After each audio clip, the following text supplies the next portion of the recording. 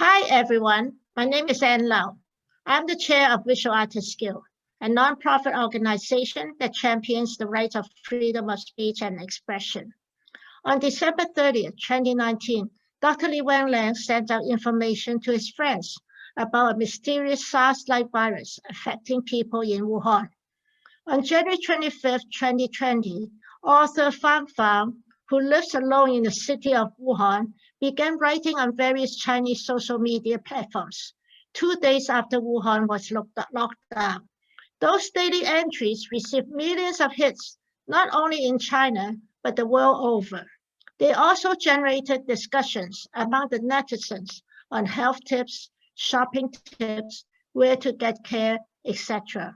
In her daily entries, Fang did not shy away from pointing out the shortcomings and cover-ups by the authorities. When Dr. Wenliang passed away on February 6, 2020, the next day, Fang found that this was precisely why we were all so angry about the death of Li Wenliang. After all, he was the first to speak out, even if all he did was warn his own friends. And by doing that, he revealed the truth. But after he spoke out, Dr. Li Wenliang was punished, forced to sign a confession, and later he sacrificed his life. No one ever apologized to him before his death. When that is the result of speaking out, moving forward, how can we expect anyone else to speak the truth? On March 25, 2020, after the authorities announced that the lockdown would end on April 8th, Fang published her 60th and final entry. The diary entries are now compiled into a book and translated into English and German. Visual Artists Guild is fortunate to be able to invite Ms. Tin-Chi Liu Martin to talk about her thoughts on the book on the anniversary of the passing of Dr. Wenliang. Ms. Tin-Chi Liu Martin is president of Independent Pen Center. She is a writer, editor, and activist. Here, I'd like to welcome her, and we have a question for her regarding the book. What is your view on Fang's book, Wuhan Diary? Well, in Germany, some critics compare Fang's Wuhan Diary with Svetlana Alexeyevic's book, Chernobyl, the nuclear catastrophe in the Soviet Union in 1986. The writer Alexeyevich has won the Nobel Peace Prize of Literature because of this book in 2015. Both Fang's diary and the Chernobyl book are chronicles of a catastrophe. The danger, the enemies are invisible but imminent. The threat and the threat and fear were hanging in the air like a fog which wrapped you, scratched you. The death lingers around your home and your surroundings. There is no way to escape. The book produces a chilling and horror feeling. Fang started to write on January 25th, 2020, 2 days after Wuhan has been shut down because of the outbreak of coronavirus. Her observation and writing lasted for 60 days till the authorities announced that the lockdown will end on April 8th. Fang's diary describes the incompetence of the bureaucracy and the government servants, their helplessness and confusion in the beginning time. She also described the panic of the people in a city of 11 million of population. Many details go to the personal experiences of the involved medical employees, her colleagues, neighbors, and even family members. She got the first-hand information through phone calls and social media. how people died, how they were forcefully put under quarantine, the food shortage, the fear and anger. Yet there was also heartwarming details, how courageous are the medical workers in the hospital, how selfless the people support each other, how devastated the Wuhan people were when they heard that Dr. Wenliang passed away in the hospital. It is a vivid picture of a falling and besieged city with its scared and cursed inhabitants. I love this book. I tried to read Fang's online diary in February and March last year.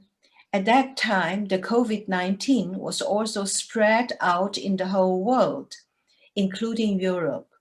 My experience during the shutdown in our city in Cologne is quite different and far from harsh as in Wuhan, but I can feel what the people felt in Wuhan.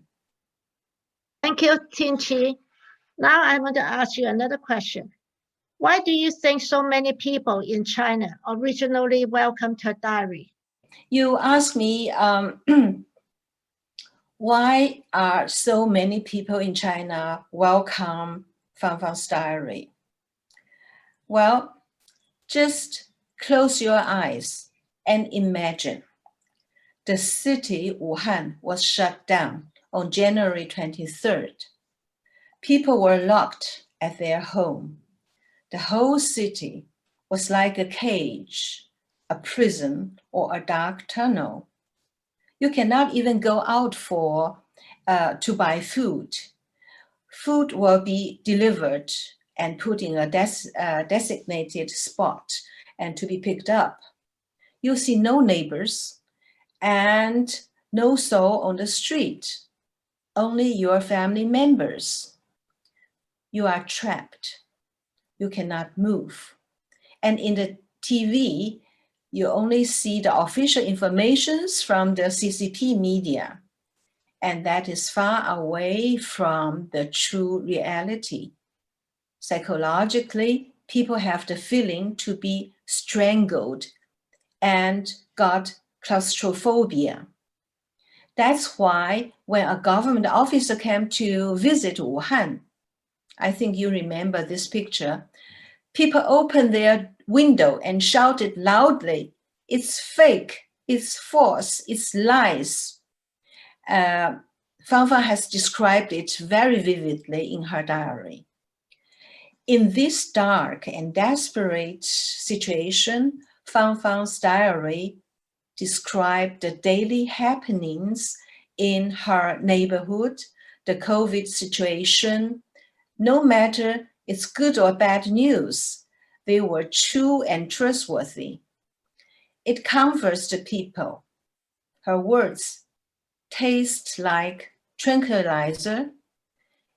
It is warm, it is honest, totally different from the icy, cold official lies in the CCTV. Thank you. Why was she attacked later on? Why was Fang attacked later on? I think, well, for most people, Dr. Li Wenliang is a hero, but he was dead on February 7th. In a sense, I think Fang is also a hero. She is energetic and alive. She speaks out the truth and speak out the feeling of the people, their fear, their frustration, their worries, and their rage. When the officers of Wuhan asked the citizens to bow to the authority and to speak out their gratitude to the government for saving their lives, Fang wrote, "It should be other way round. Not we people must say thank you to the government. No, it is our government who shall say thank you to the people for their cooperation, for their patience and courage. We have to understand what kind of people are attacking Fangfang online. I think you know better than me, it's a bunch of invisible hands who post their ugly words in the social media and call Fangfang a traitor to the nation, 卖国贼. Suppose a part of them are real critics. I think these people are living and educated in the communist culture. They are brainwashed through the communist propaganda. They cannot distinguish right from wrong, true from false. For them, there's only black and white. They believe what the CCP told them. All others are not acceptable for them. Another group of people who attack Fangfang belong to the so-called 五毛, 50 cents troop. They are paid for posting things and words what the authorities told them to do. It seems that people attack her for the book being translated into English and German. What is your view on that? Could there be other reasons why she was attacked? Well, the people started to criticize Fangfang even more severely after it was known that her diary has been translated into English and German and other languages. We all know that the CCP is using patriotism to misleading people. Many people are incited and fall to become victims of nationalism. There is a Chinese proverb, family shames must not be spread abroad, 家丑不可外扬. It is still a deep inferiority feeling in the Chinese mentality. You do not wash your dirty linen in public. Fangfang has exposed many wrongdoings of the Wuhan and the central government. The delayed information about coronavirus to the people. As I mentioned before, the embarrassed and helplessness of the bureaucrats, the shameless behavior of some government servants, etc. All these are the so-called family shames, 家丑.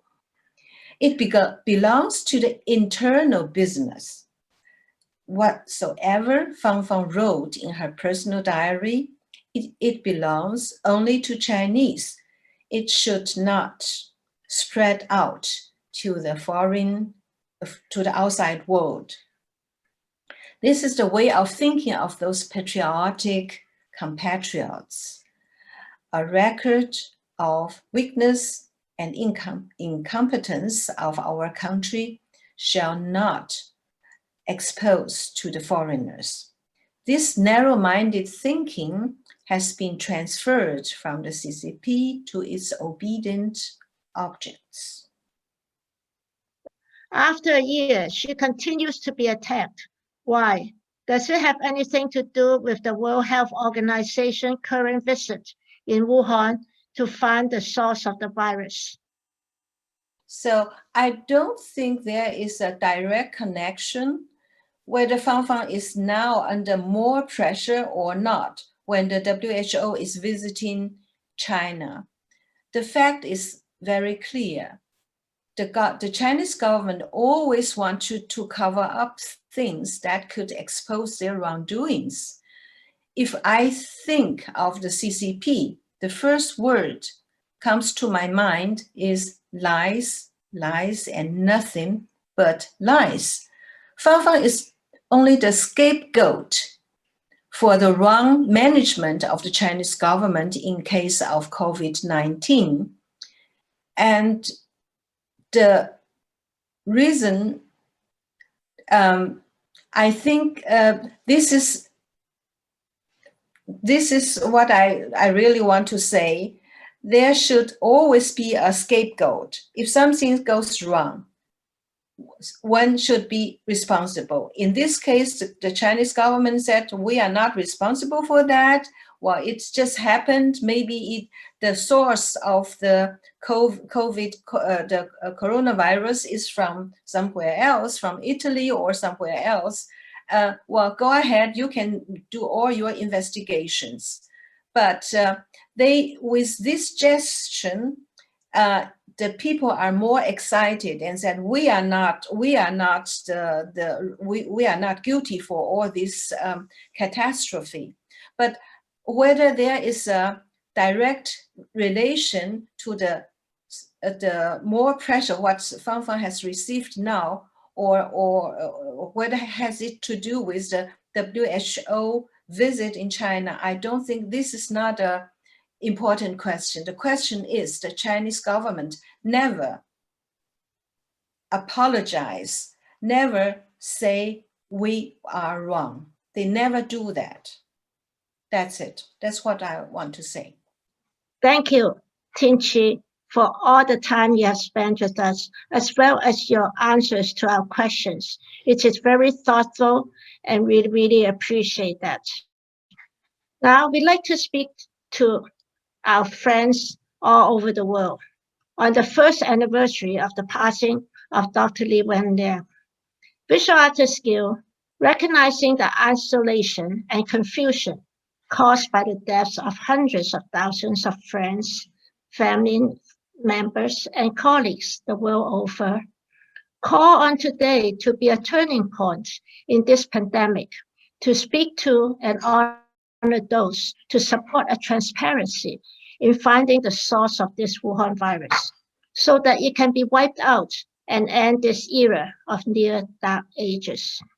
With members of the World Health Organization now in Wuhan, we ask that the investigators to be allowed to conduct a complete research of all the records in the hospital, in the laboratories, and be able to interview all the frontline medical staffs, researchers separately, so that they can speak freely and without worrying that they may be disciplined should they speak out of line of the government's narrative. Only in this cooperative and transparent method will the world find a path through our common enemy, the coronavirus. We further ask for the release of Shan Shan, Fan Bing, and Chen Kuxi, the independent journalists who went to Wuhan to inform the citizens about the situation in Wuhan during the lockdown. Shan Shan has been sentenced to 4 years in jail for her reporting. Both Fan Bing and Chen Kuxi have disappeared since February 2020. Now that we too have undergone lockdowns, as well as many missteps by our own government, we thank Fangfang for giving us daily reports of her own experience while she was under the lockdown in Wuhan. The world now shares the experience. We do have a common enemy, the coronavirus. Thank you.